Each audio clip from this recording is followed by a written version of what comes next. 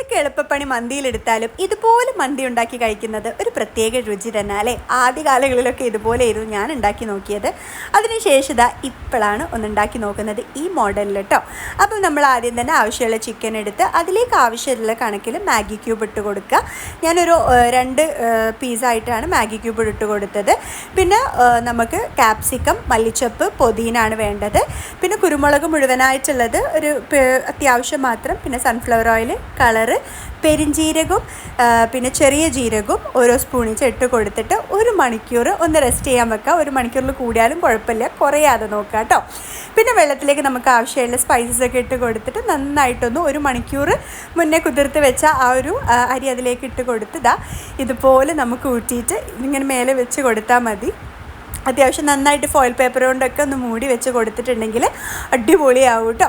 അപ്പോൾ എല്ലാവരും ഒന്ന് ട്രൈ ചെയ്ത് നോക്കുക. ഭയങ്കര ടേസ്റ്റാണ് ഇതുപോലെ കഴിക്കുന്ന സമയത്ത് കേട്ടോ. സൺഫ്ലവർ ഓയിലൊക്കെ ഇച്ചിരി കൂടുതലായാലും നല്ല രുചിയായിരിക്കും. അപ്പോൾ ഒന്ന് ട്രൈ ചെയ്ത് നോക്കുക. നോമ്പല്ലേ.